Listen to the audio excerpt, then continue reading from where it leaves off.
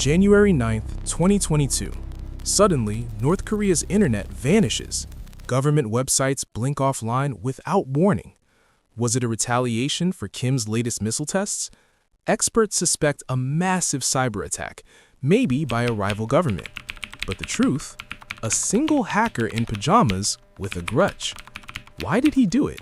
And how far was he willing to go to make North Korea pay? 1 year earlier, an American cybersecurity researcher sits at his desk scrolling through code. He's known only by his handle, P4X. Late one night in January 2021, P4X receives a message from another researcher offering a new hacking tool. Curious, he opens the file in a secure virtual machine. Nothing obvious happens, but within a day, Google publishes a bombshell blog post. North Korean hackers are targeting Western security researchers with booby-trapped files. P4X checks the tool he was sent, and his stomach drops. The file hid a back door, a secret doorway for intruders. North Korean spies had tried to hack him. P4X is stunned. Why would a nation-state go after him personally? He had narrowly avoided disaster by isolating the malware, but the attempt left him shaken. He soon learns he wasn't the only target. It was part of a broad campaign by North Korean operatives to steal hacking tools and vulnerability research from experts like him. In other words, Pyongyang's hackers were hunting the hunters. He expects the US government to swoop in. After all, being attacked by foreign cyber spies feels like an act of war on a private citizen. An FBI agent does reach out to P4X, but only to take his statement. There's no follow-up, no help securing his systems, no retaliation against the perpetrators. Weeks pass, then months. Silence. It's as if nobody's coming. P4X feels abandoned. There's really nobody on our side, he concludes bitterly. He's a hacker exposed to a nation's spies, and no one will protect him. That's when a seed of resentment takes root. North Korea struck at him in secret and got away with it. P4X isn't the forgiving type. As the months go by, that seed grows into a plan. If the authorities won't avenge this breach, maybe he will. The idea seems almost crazy, a one-man counterattack against the most isolated regime on Earth. But the more P4X thinks about it, the more it feels not just possible, but necessary. By the end of 2021, his mind is made up. He'll strike North Korea himself. But can one man really take down a country's internet without getting caught? P4X begins quietly gathering intelligence. For once, he's the hunter. His target, North Korea's sliver of the internet. Few outsiders truly know what North Korea's online infrastructure looks like. What P4X discovers amazes him. The country's internet presence is tiny and fragile. Only a few networks and dozens of websites serve the entire nation. It's a digital house of cards, propped up by aging software and sloppy security. To a seasoned hacker, it's full of unlocked doors. Night after night, P4X scours North Korea's systems from afar. He probes servers, tests doors and windows in the code. Before long, he finds what he needs: vulnerabilities, and plenty of them. In fact, they're not even new vulnerabilities. They're known flaws that North Korean CIS admins never bothered to patch. Old versions of Apache and other software rife with holes. An outdated Nginx web server bug that collapses the system if you simply send it a weird header. To P4X, it's like North Korea left its front gates wide open. It's pretty interesting how easy it was to actually have some effect in there, he notes. The more he maps out their network, the more confidence he gains. He can do this. He writes custom scripts to automate the attacks. If one man is going to strike an entire country, automation is key. His code will scan North Korean servers, find which ones are online, then hit them with exploits to overload or crash them. It's a denial of service attack with surgical precision, like a digital guerrilla war. Every line of code is designed for one purpose: knock North Korea off the global internet. As he prepares, P4X operates in secrecy. He knows going vigilante is risky, If caught, he could face serious legal trouble under hacking laws, and if North Korea figures out who's behind the intrusions, he could become a target for reprisal. So P4X takes precautions. He adopts a pseudonym to hide behind. He chooses P4X, pronounced Pax, a cheeky nod to enforcing peace through punishment. Under this alias, he can strike from the shadows. No real name, no face, just a faceless hacker delivering payback. By early 2022, the plan is ready. P4X sits at his computer, likely wearing that same uniform of t-shirt, pajama pants, and slippers. This ordinary-looking guy has a not-so-ordinary mission: topple a country's internet. He double-checks his tools. The code is loaded on his laptop and some rented cloud servers. The targets are lined up. His heart pounds with adrenaline and defiance. After a deep breath, he launches the attack. With a few keystrokes, the packets start flying. The code is running. The targets are set. But will it actually work? Or blow up in his face? In a quiet Miami home, P4X's monitors flicker as streams of data flood out toward North Korea. At first, it feels anticlimactic, just code running, no explosions, no immediate visual proof of impact. P4X cues up an alien movie on the TV to pass the time, munching on spicy corn chips, trying to act normal.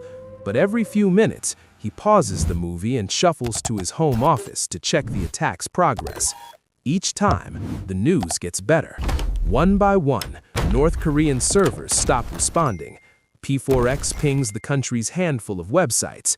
Air Koreo's booking site, down. Nara, the regime's official web portal, down. The state news site, down. He refreshes again. Nothing. One after another, the websites time out. Across the world, anyone trying to access North Korea online is seeing error messages. Inside the secretive nation, officials suddenly find their external emails and web access cut off. North Korea has been knocked offline. Still, P4X isn't celebrating yet. Is this real? Could one person truly have done this? He checks an independent monitoring service, Pingdom, which tracks website uptime. The charts for North Korea's web domains show a sea of red, outages everywhere. A veteran cybersecurity researcher monitoring North Korean internet traffic observes a massive, mysterious wave of attacks taking entire networks down. He's baffled, having no idea who is carrying them out. P4X grins. It's working, and nobody has a clue that it's him. With each passing hour, the cyber onslaught continues. P4X's scripts relentlessly bombard the vulnerable servers until they crash, then move on to the next target. North Korea's few connections to the outside internet are overloaded, its routers paralyzed. What he's doing is essentially a denial of service DOS attack, but highly focused, exploiting the regime's own weak points. By the time he finally stops for the night, practically every website in North Korea is down. An entire nation's online presence has been felled by a lone hacker at his keyboard. Before heading to bed, P4X takes a moment to absorb what he's accomplished. It's a strange feeling of triumph mixed with disbelief. He has proven that even a fortress of a regime can bleed in cyberspace. North Korea's internet is supposed to be a tightly controlled iron wall, yet he punched through it with relative ease. The first night of his personal cyber war comes to a close, but he knows this is just the opening salvo. Every site is offline. The regime is in the dark. But now comes the real danger. What happens when the world notices and starts asking who did it? The next morning, news of North Korea's internet outage quietly spreads among analysts and intelligence communities. It's not every day an entire country goes offline. Speculation runs rampant. Did U.S. Cyber Command or another state-backed hacker group take direct action? The timing is suspicious. North Korea had conducted a flurry of missile tests just days before. Some whisper that this must be a punitive cyber strike by a world power, a secret message telling Pyongyang to back off its saber rattling. North Korea's government, predictably, is silent.